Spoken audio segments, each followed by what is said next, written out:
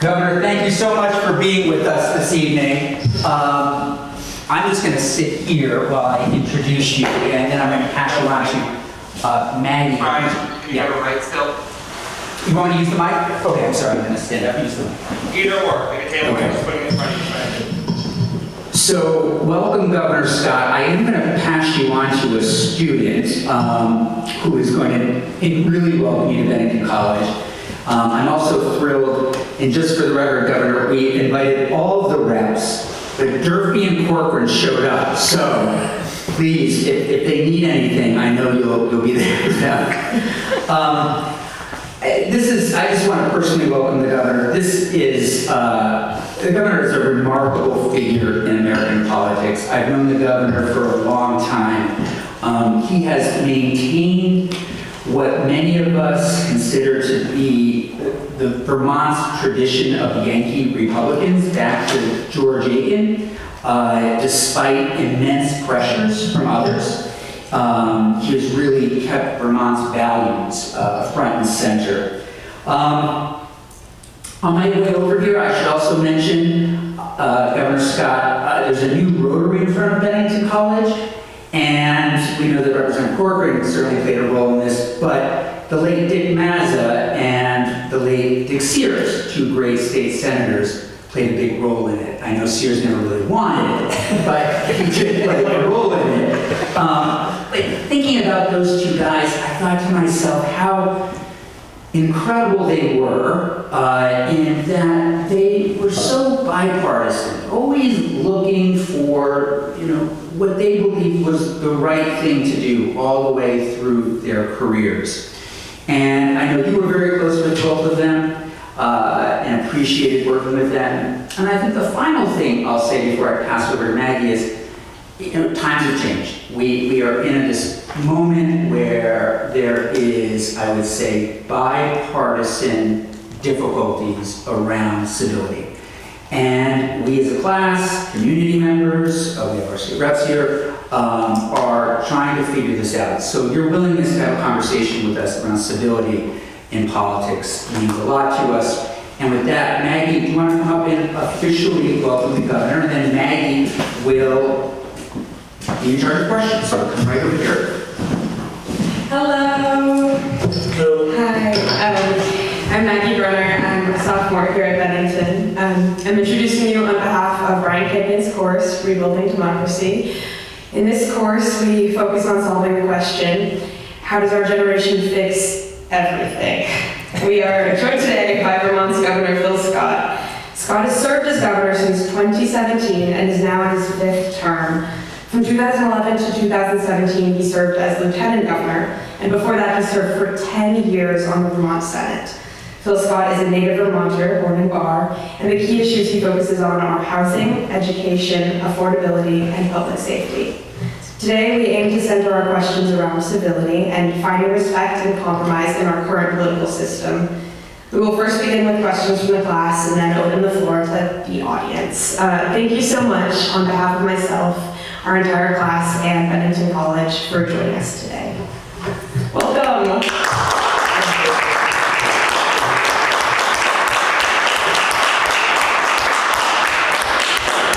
Thank you so much for being here. I'll direct the first question of the night to Pierce. Hi, sorry, we can get you a mic. Pierce. And Governor, I don't know if you want to say anything before we jump into questions, feel free to.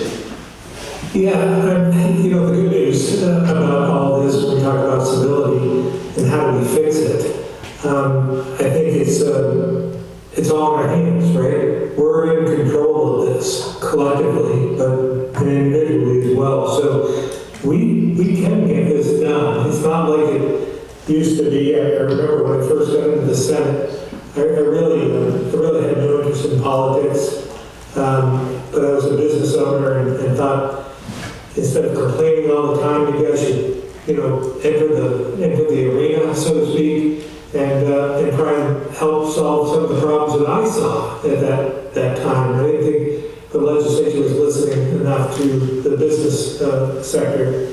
So I went in and I had no idea of what I was doing. I didn't understand politics. I never really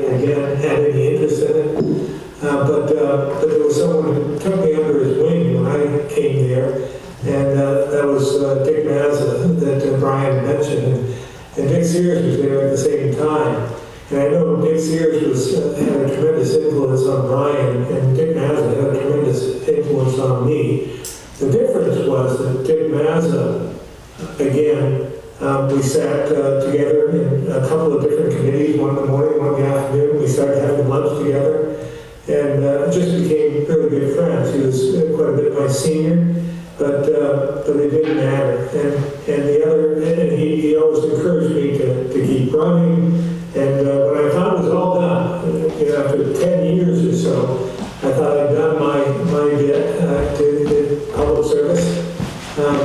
He talked me into running for lieutenant governor, and he said, "I'll be beside your side, every step of the way. I'll help you with fundraising. I'll help you get elected. I think you're the right person at the right time for the Senate, to lead the Senate."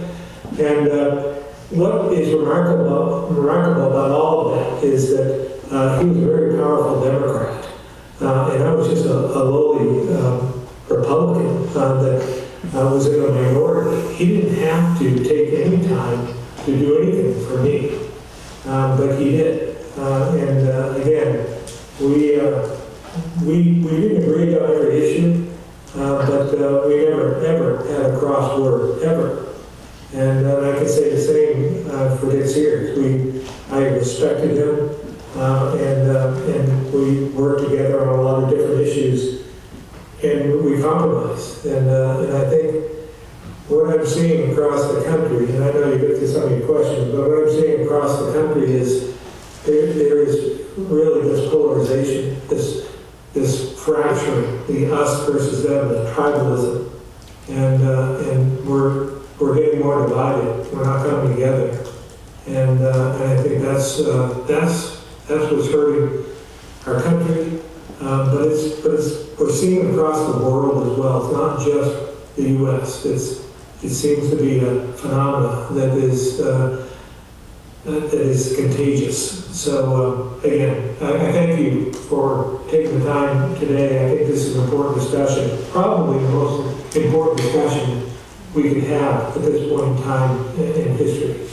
That we have to come together. We're much stronger together. We can get into. I was in Canada over the weekend with the Eastern Canadian premiers, and we can get into some of that as well, because we've obviously offended our friends to the north, and they're hurt, they're angry, but the only way we're going to mend that is to go and engage. So I went up there. I was supposed to go with other governors. It was the Eastern premiers and New England governors that were supposed to meet. We meet once a year, once in Canada, and then back in the U.S., and it alternates. It's been going on for 46 years. Unfortunately, I was the only governor who attended, and it was a poor showing for New England. But at the same time, it was very productive.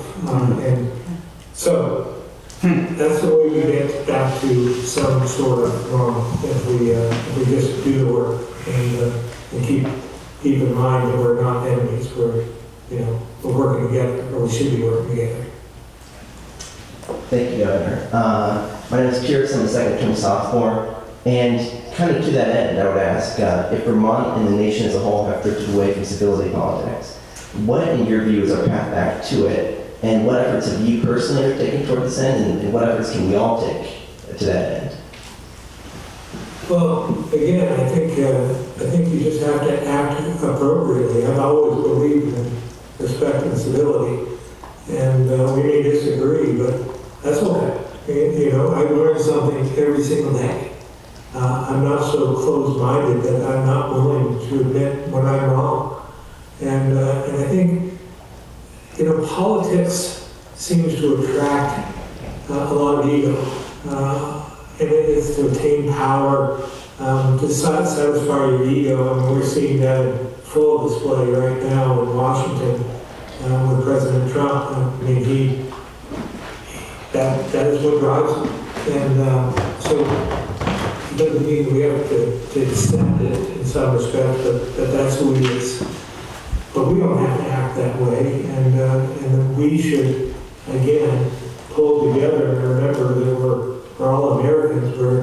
And again, when you look at Canada in particular, I mean, we share a border with Canada. We have friends there. We have family there. They're our largest trading partner. They're not our enemies. I believe our enemies are in Russia, China, and North Korea, but certainly not Canada. Why in the world we would go to great lengths to try and offend them like the president has? Is just, it's counterintuitive. So how we fix that is just act appropriately. And again, we don't have to. We can compete. We can compete for ideas, but we don't have to. We don't have to do it in an uncivil manner. I just think it's up to us to do that. But sometimes you have to take the first step. There was some animosity when I went to Canada last weekend. I noticed that we flew out of Trudeau, and it's quite a flight to get to St. John's and Newfoundland. But it's just, I just noticed it going through their TSA. I was treated, I think, they were taking out some of their frustration on me. I believe that to my core, and I'm not complaining.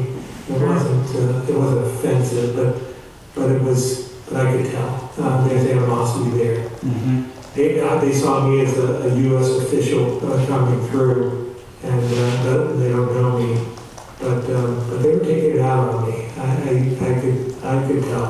So, but the way you react to that is to just act civilly and just respect their position. Absolutely, thank you. Something me and my classmates have been talking about a lot in leading up to this is animosity between Americans and other Americans, specifically just anti-immigration mindsets in the country right now. I was wondering if any of my classmates had a question around that. I could follow up, yeah. It seems like to me maintaining civility naturally seems to start with trusting your neighbor and fellow citizens, but with the strong anti-immigrant refugee rhetoric and action that has swept over our country over the last few years, it seems like our core ability to do so has eroded. How important do you see immigrant communities and our protection of them to civility over time? Yeah, well, first of all, I believe we need more immigration, legal immigration into our country, in particular into our state, and I've been promoting that ever since I became governor. We've asked for more refugees. We've asked for, I've written multiple times to Congress and to the president of both parties, asking for some mechanism, to work on some mechanism to allow for legal immigration. The problem isn't confined to one party either. This has been kicked back and forth for decades. I blame both sides of the aisle for this. It seems, and it all comes down to what's the advantage for you, and I'm talking about for Congress or the parties, to either support immigration or not support immigration in one time.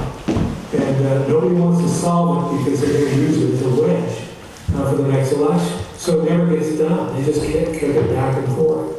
But right now, especially right now, give credit where credit's due. I think our borders need to be protected. I think we're lax in terms of illegal immigration. But that's because there wasn't any real means to legal immigration. And so Congress should be working right now. It's not to say that you can't oppose what's happening in terms of the roundups and ICE and so forth, but at the same time, fix the system so there's another path, so we can bring people in. And but let's go back a little bit as well. And this isn't new in terms of some of the, I guess, if some are adverse to immigration, averse as well, because we've seen it. I grew up in Barrie, grand capital of the world, and we were rich in different nationalities. We had Italians, French Canadians, Swedes, Irish, Scottish, a lot of immigration into Barrie just because of the rock. And so I saw, again, families, neighborhoods that spoke different languages than I did. But the kids we were all put into this huge melting pot, and we got along. But I wanted to tell just a quick story about another representative who told me a story about growing up in Rockland. And Rockland is similar to Barrie, blue-collar community, surrounded by marble at that time, rock. Ours was granite, they were rock, or they were marble. But there was and Brian will know the name, but it was Larry Cooperly. Oh, yeah. Okay, so Larry was in the House of Representatives, and Larry told me one day that when he was young, his parents legally changed his name to Cooper because Cooperly was so offensive to some because it was Italian, and he was harassed because of that. But so he took on the Cooper name to protect him.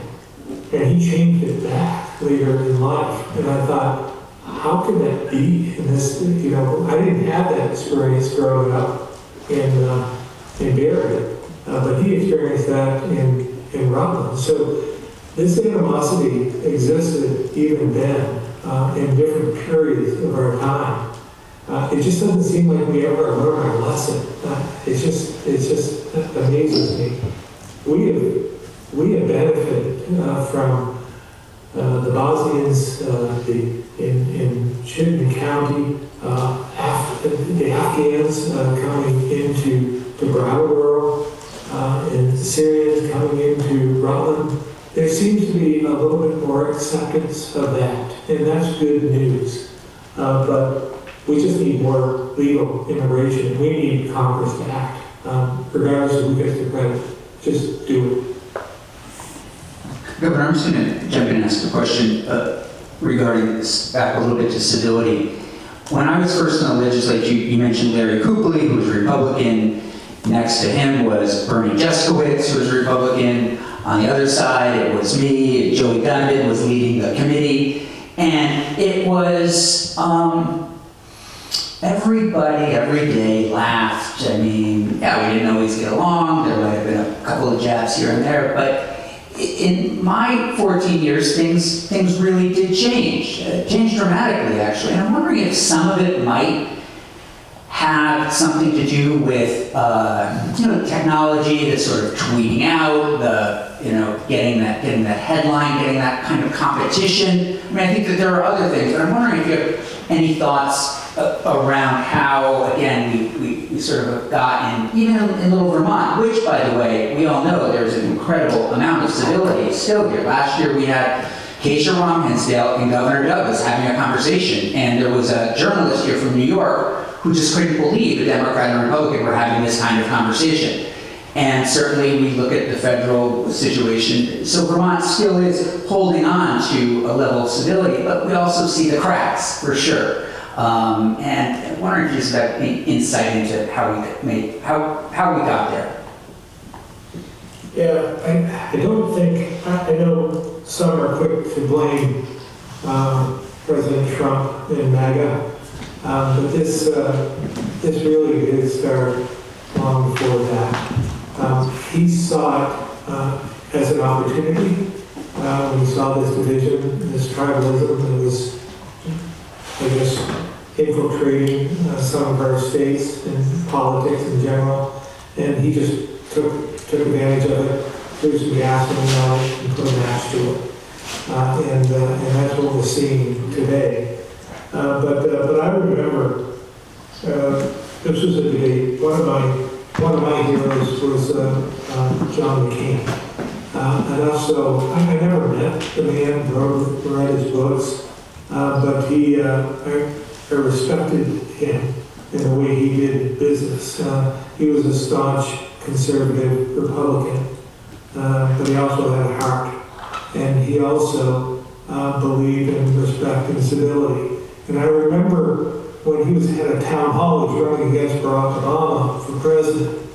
And Brian, I don't know if you remember this or not, but it was a town hall meeting, and a woman got up and she started talking about trash talking Barack Obama, and referring to him as a Muslim and this and that. He wasn't born and whatever. And credit to John McCain, who just said, he took the mic away from her and said, no man, Barack Obama is a good man. He's a good family man. And we just don't agree on a lot of issues, but he is a good person. And that was it. And that may have lost him the election in some respect from those, taking advantage of the division that was started even then and taking advantage of it. He didn't take advantage of it. He called it out and said it was wrong.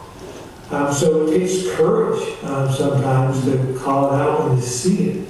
But we got to call it out and then follow through.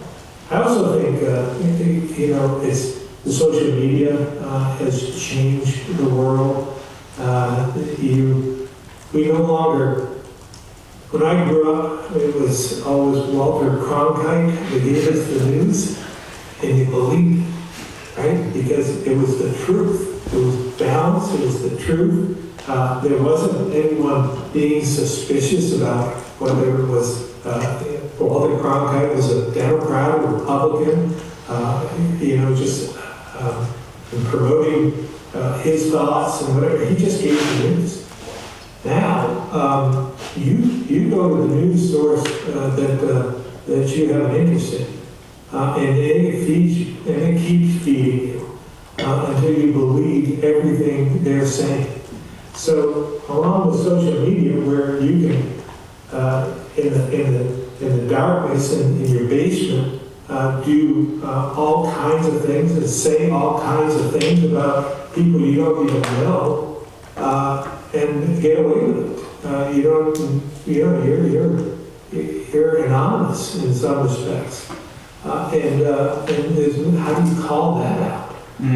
So it's changed the way we communicate. We're more separated. I think we see it even in Pat Leahy. I had a great relationship with Senator Leahy. Still talk to him every couple of weeks. And I remember him, when I went to visit, he took me in. I'm a Republican. He took me in, introduced me to everyone. He had a good rapport with most other senators, but he said even that was changing. They all used to get together, have dinner together, go to events. Spouses would get together. They were just like family. They didn't agree all the time, but there wasn't this divide between them, and they weren't separated. Now it's just changed. We have the National Governors Association where it's both Republicans and Democrats that are members of this, and it still is, I think, a premier organization where we can talk, we can get together, and we can agree to disagree, but we become friends.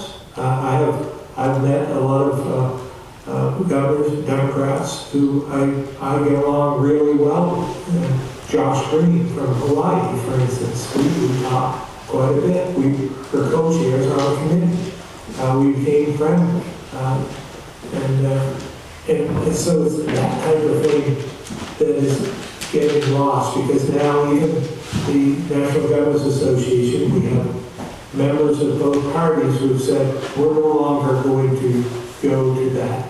We're not going to utilize that organization any longer, because they don't think they're taking positions that would help their party. And again, there's probably eight to 10 from good-sized states who are no longer going to those conferences, which is the opposite of what we need right now.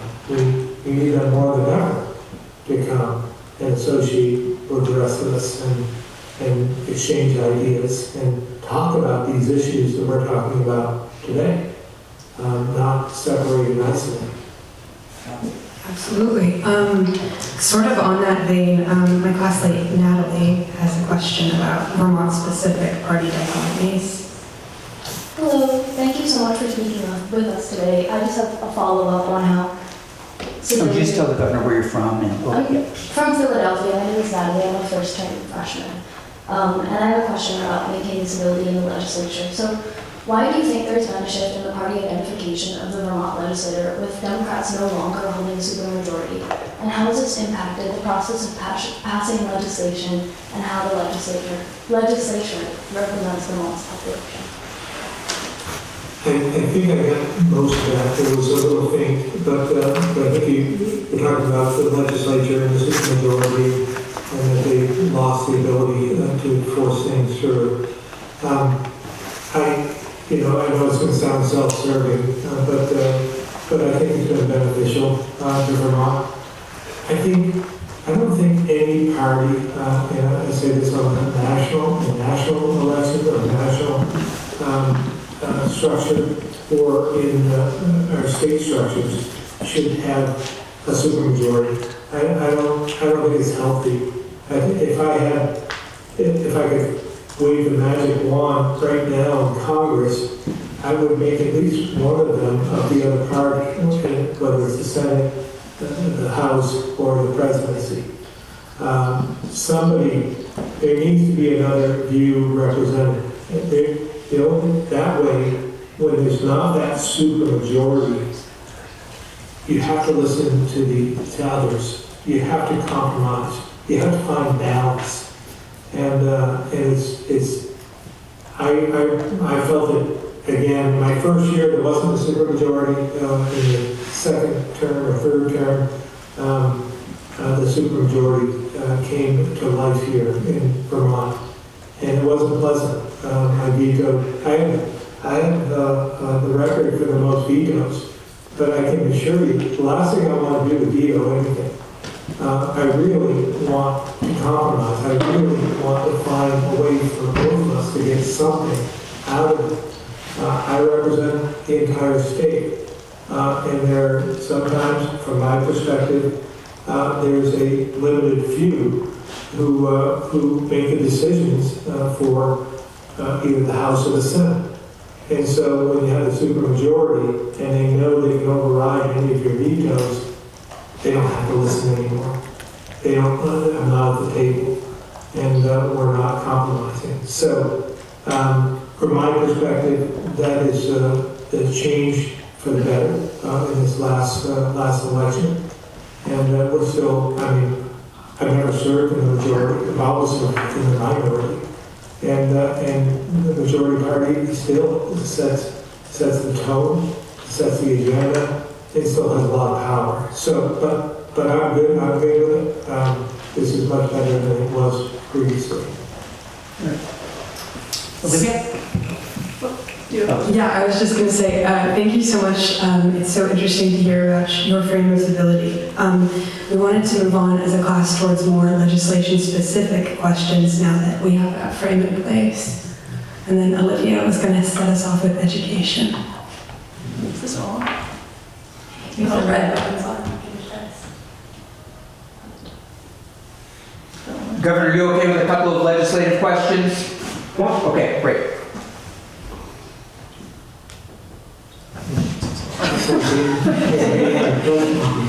I know there's a education question. Let me see here. All right, let's see. This is why I get the big bucks.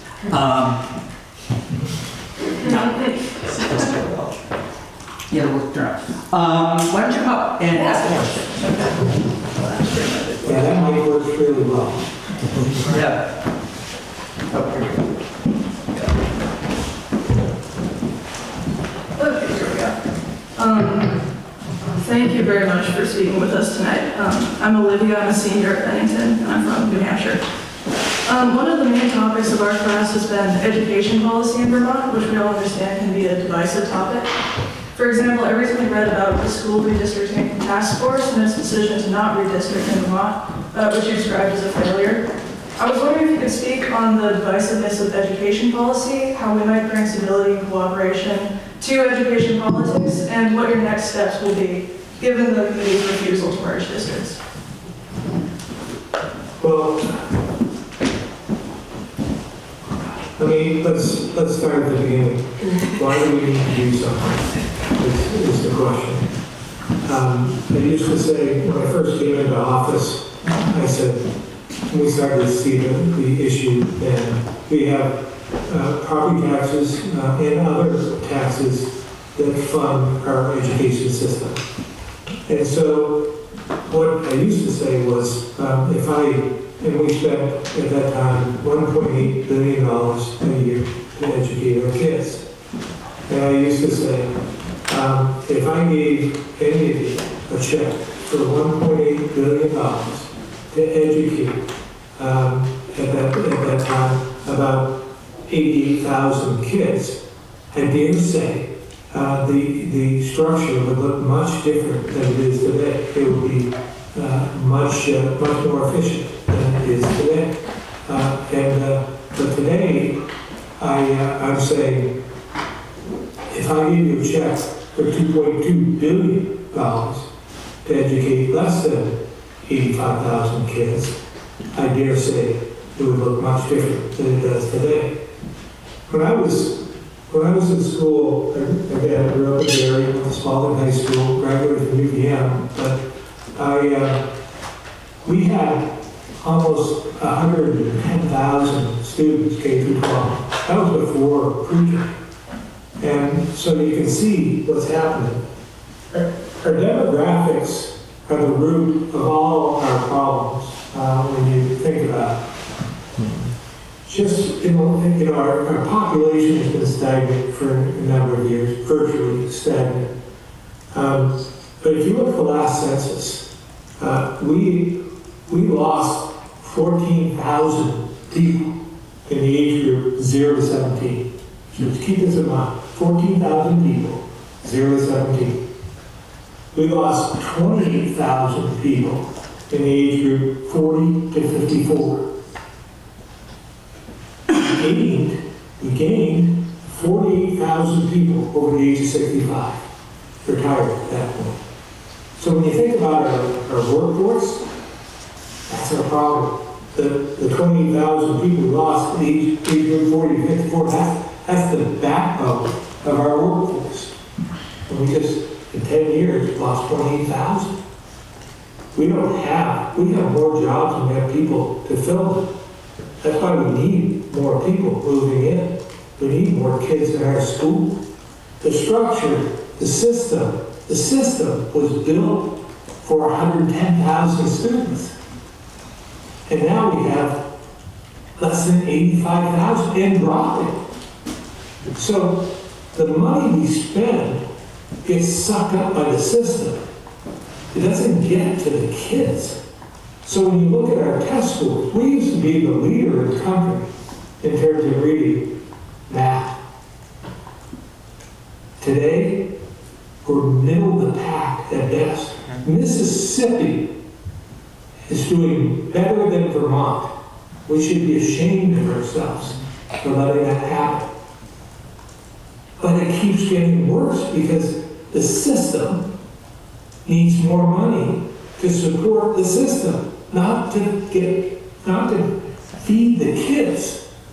And it's just frustrating when you think about that. And I hear people say, well, and the union and other advocates have said, we just need more money. Well, We can't afford more. We per pupil, we spend the most in the country per pupil. And we're getting mediocre results. So it'd be one thing, if we were number one in the country, then you can make the argument for spending that kind of money. But we're not. And it's getting lost. So we need to do something. And it's not easy. This is difficult. We're dealing with a lot of nostalgia. Nobody wants to close their school down, and we don't either. But we have to do something different than we're doing today. And we have to provide more equity across the board to students, whether you live up in the Northeast Kingdom or you live in Burlington. You should get the same opportunities. You should have sports. You should have drama. You should have music. You should have AP courses. But we don't. Act 60 was passed a number of years ago, and that was supposed to provide for an equal education. What it did was, it provided for a self-leveling fund that everyone just passed their budgets, and then you just sent the bill in, passed your budgets in the town, send your bill to Montpelier, and we raise taxes to fill the pot back up and pay the bills. It's almost as simple as that. And that doesn't work when you have 119 districts in Vermont right now. 119. There's some. I think Hawaii has one district. One district for the whole state. We have 119, and everyone has they have a superintendent, they have a staff, and they have this, and they have that. I mean, just that alone should give us pause. So we came up with a plan, and we suggested 5 districts. And so the legislature decided they didn't think that 5 was enough, but they couldn't decide how many we should have. And again, I want to give credit to the Speaker of the House, Pro Tem of the Senate. We don't agree on every issue. We have competed on a number of issues and disagreed on a number of issues over the years. But they know this is an issue that we have to face, whether we like it or not. And they helped shepherd this bill through. And we didn't get, it really wasn't a partisan issue in the end. There were both Democrats and Republicans that both voted for it and against it. But one of the provisions was that there was a task force that was put together. I think there was 11 members. And the legislature had 3 senators, 3 House members, and then they had another, 4 more of retired superintendents and so forth that they chose. So they chose 10 people out of the 11. I had one choice, and I chose Dave Watt from Rutland to represent us. So they met, and unfortunately, I understand the Speaker had decided to put at least 2 members on that voted against the bill, in hopes that making that part of the solution would get to some sort of compromise where everyone could live with it. That didn't work out the way it was planned.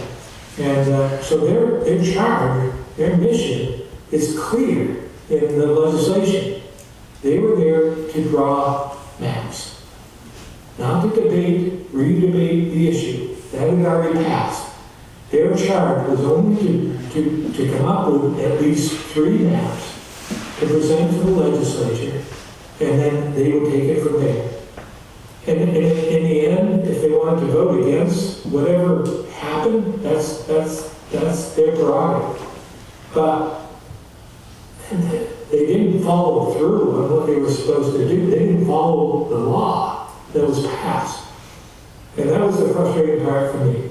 They could have easily come up with maps. They still have an opportunity. I think they're meeting maybe tomorrow, but I doubt they'll come up with anything.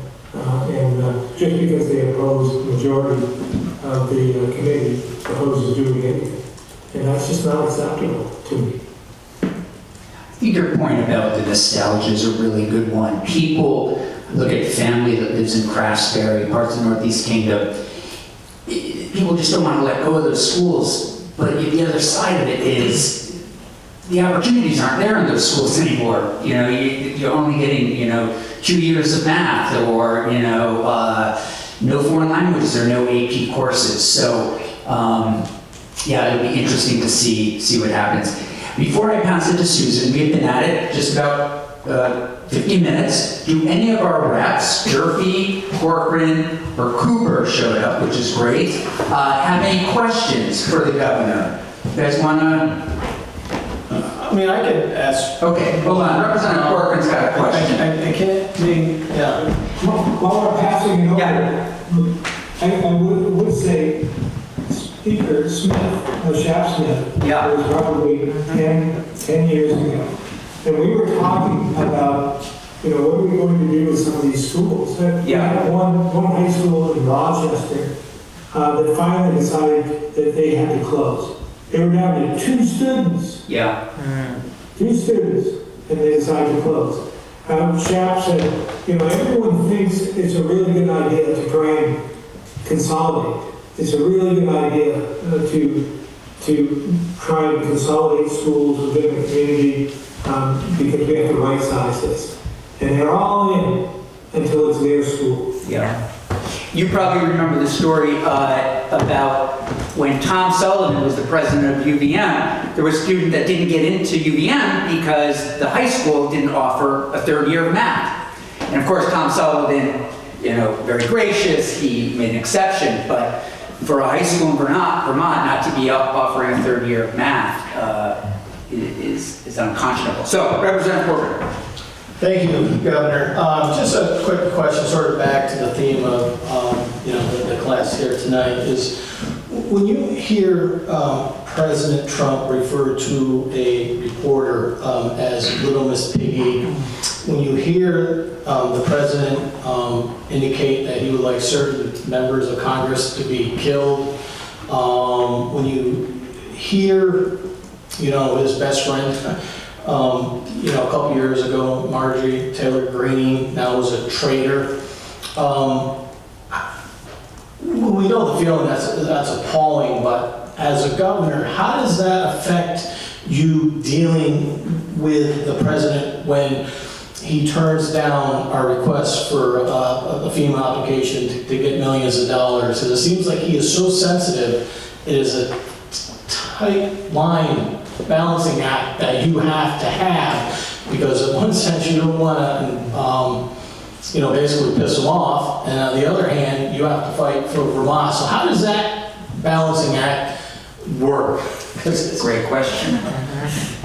Sometimes not very well. I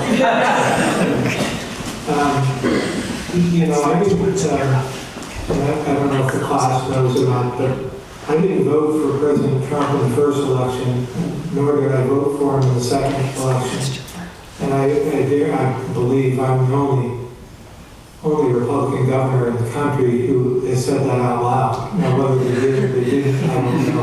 But when I was asked who I voted for, I was honest and forthright and said I did not vote for him. Nor do I support his rhetoric or his bullying. He obviously his ego is just overwhelming, and I don't know what magic dust he sprinkles around. I don't understand. I have friends and family that supported him, and they, turned their back on me because of it. Because I'm not supportive, and I don't believe a leader should lead in that manner. We're supposed to mentor. We're role models. When you're in a position of power, you're a role model for someone, whether you like it or not. And I think about that a lot. That, you have to act appropriately, and because somebody wants to be just like you, somebody impressionable, wants to be just like you. So we have a responsibility, I believe, to think about that and act appropriately. And he's just a bully, and he's petty, and retribution is something that he utilizes, and it's all about the power. So I think that ship has sailed. We try and work at the same time. What I've said is, this was in the beginning. I said we can't live in chaos for 4 years, not every day. And I worry that he manipulates the press, he manipulates all of us by saying something outrageous. So we take our eyes off of what he's really trying to do. So from my standpoint, I try and separate fact from fiction, fact from rhetoric, and call balls and strikes. If something that he does would be beneficial to Vermont, great. But if it's not, we have to say we have to oppose it. It's almost as simple as that. I do know, for instance, there's a former governor who sits on his cabinet, Doug Burgum from North Dakota. He and I became friendly. I'm still friendly with him. We try not to, we don't talk much about the president, but he is part of the cabinet he's not the energy secretary, but he has a lot of influence on the energy policy of the United States. And that's really important to us in the Northeast, in New England, and Canada. So I still stay in touch with him. The same with Secretary Duffy from Transportation. We don't have a bad rapport with him and some of the folks who are underneath him. We actually have a good relationship with him. We were able to, which is amazing to me, we were able to get funding, and Timmy, you'll know this one because I think you sit on the committee, but more funding, millions of dollars for the bridge that goes between Burlington and Winooski. And that was unexpected. We had asked for it, like a supplemental amount of money, because they had some extra highway funds available, and for specific projects, and they went ahead with it. They gave it to us. And the remarkable part of that is, this was at the same time that they were clamping down on sanctuary states. And I kept saying, we're not a sanctuary state. Well, Burlington and Winooski are sanctuary cities. And this is a bridge between the two. But they still gave forward the money for that. So, again, we're just trying to do the best we can with what we have, and understanding that we have to take care of Vermont, and we rely heavily on federal funding. So it's important to us to have at least a rapport with some of the secretaries and commissioners and some of the embedded core of some of those agencies as well who have been there for a while, and we have rapports with them and relationships with them. So we'll continue to foster that and work in any way we can. There's a provision that was in the last bill. I don't want to call it what they call it. But it was the last bill that was passed in Congress, and there was is $100 million available to every state per year for the next 5 years for rural health care, and we have to apply for that. And we did. We put our application in last week.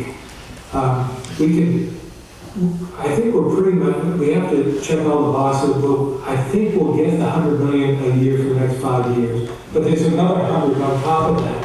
If you make an argument, a case for why you need money for certain projects, and it has to be detailed. And we went through a lot of work and worked with a lot of folks from his agency, one of them being a Vermonter, but a huge Trump supporter. But when I put that aside, we worked with her, and hopefully we'll receive that money, because we definitely need more money for healthcare, especially in the rural parts of the state. It will be extremely beneficial. $200 million a year, $1 billion over the next 5 years for rural healthcare transformation would be extremely helpful. So we have a final question, and Susan Scorbati is going to ask it, and then she's going to close us out. Thank you. Thank you, Governor. A couple questions, just that kind of are back to back. First, I want to just say that I'm the director here. We've met a couple of times at the Center for the Advancement of Public Action at Bennington College. So I wanted to just say that I have just enormous respect for you. I voted Democrat most of my life, but I feel like, you've always really had integrity, and I always felt like you really cared about all Vermonters. You got us through the pandemic during that period, and I've always felt that you voted your own conscience, and your policies were part of what you really believe, even if we disagreed. So I feel like you are a model of civility. And so my first question is, when you feel really passionate about something, and we talked about how people now have a hard time if you're really disagreeing. We don't know how to really negotiate with each other, right? As Brian said, across the aisle, in very much like how we identify with our group. And so all of us get to points where we feel so passionate that we just get so angry, and we want to lash out, or we want to really, our emotional state is very intense. And I think that you've always really been, at least in observation of you, you've always been able to be very civil, actually. So I'm curious, in your own upbringing, was it your parents, was it your teachers, or did you just have that kind of personality? Like, how would you talk to young people and say, how do you learn how to be an effective negotiator, or how to actually be civil and talk to people? Yeah, I would say it was probably part of my upbringing. I was blessed to have a great family. My mom, who's 90 years old, will be 90 years old this year. She was, I go back a little bit. My dad was a World War II vet. He was a tank operator in Patton's Third Army over in Europe. And they were, right after D-Day, they were on their way to St. Lo, France to liberate St. Lo. And hit a landmine, and he was severely injured, lost both his legs, spent 2 years in Walter Reed Hospital, recovered, but came home, met my mom, had 3 boys, but died when I was 11 due to those injuries. And my mom was a single mom at that point. I remember my dad, and I hear stories about him even today. People who knew him, he worked for the state of Vermont. He was a blue-collar guy. He was just a truck driver by trade. And, but he never, ever, ever, that I remember, and others have substantiated this, never complained about what happened to him. He was happy to be alive, happy to get back. He was very patriotic. We never missed, any Memorial Day, Veterans Day, 4th of July. We went to all those events, and he saw the good in everyone. And again, I don't remember cross word from him. I don't remember. He just again, he was just happy to be alive and provide for his family. And he didn't bemoan what happened to him. He reflected on the number of friends that he had that he lost in battle. So maybe that's from him, but I think when we get to that point, I have to ask myself, is it really that important? Can we get beyond today? And somebody's, at some point, you have to agree to disagree. Doesn't mean you have to give up on what you're passionate about, but you may have to accept that, as I have numerous times in my political life, understood that I'm in the minority. I don't hold all the cards. I can only make my point and hopefully make it well enough so someone would agree. But if that's not the case, you live to debate another day, and you just accept it. I've raced cars my entire life. I've been successful in doing it. And sometimes I let the race come to me.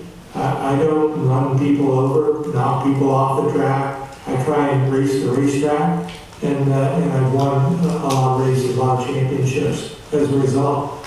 But it's because I again, let things come to me. Let it be my race, and not try and force the issue. So sometimes when you're in those situations, you have to think, maybe today's not the day. Maybe I'm not going to get this win. But there'll be another race, another opportunity in the future in terms of politics, where we'll get another bite at this apple and hopefully be better prepared to do it and have some help along the way. So there's always a way to get through and again, reflect on what's really important. And sometimes winning isn't the most important thing. Great, thank you so much. I just wanted to close with, what would you say to college students right now about, it's easy for a lot of us to get depressed at times, or just feel a little cynical because of, like you were describing, the way people seem to be treating each other in Washington in terms of governing, the rhetoric. What would you say to young people now in terms of, this course is about rebuilding democracy and caring about the future and how you move forward. And I think being a governor and, thinking it's the states now, we always have the local government, state government, and federal government as almost another way the country was set up. And like you were saying, there's governors that are communicating and working together. What would you say to young people about how you can work and make things, happen moving forward in spite of all these challenges? Well, first of all, I would offer, don't believe everything you read or hear. I think it's important to do your research. Make sure you get the facts. I know it's hard to believe, but not all of the reports you read, and even what you assume to be trusted news centers aren't always correct. And just do your homework there. And get outside of your bubbles. Get outside of your normal cliques. Talk to people and listen to people. Maybe more than talk, listen. I think it's difficult to listen when you think you have all the answers because you don't want to take the time, but you don't have all the answers. None of us do. And you learn something new every day. So enjoy life. Enjoy, like here in Vermont, there's so much to learn. I go to a new place. I've lived here my entire life.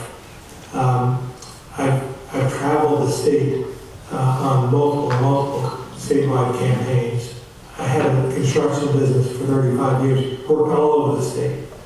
I still go to places that I've never heard of or seen before, and it seems incredible to me. But life is good. Find some good in it, and again, talk to others that maybe don't hold your views, and then see what makes them tick, and maybe you'll understand. Put yourself in their position. Maybe you'll understand that maybe you're not right, or maybe they're not right, and maybe having a conversation with one another is a great way to start either a friendship, but at least having a rapport. You don't have to be.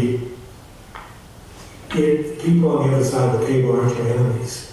They just have different opinions, and you share yours, listen to theirs, and then come to agreement. Either maybe, as I said before, agree to disagree, or maybe convince them that there's someplace in the middle to meet.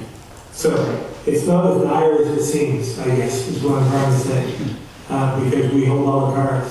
We can change this, but we have to do it together, and we have to be respectful of one another and listen. So, Great. Great. Thank you so much.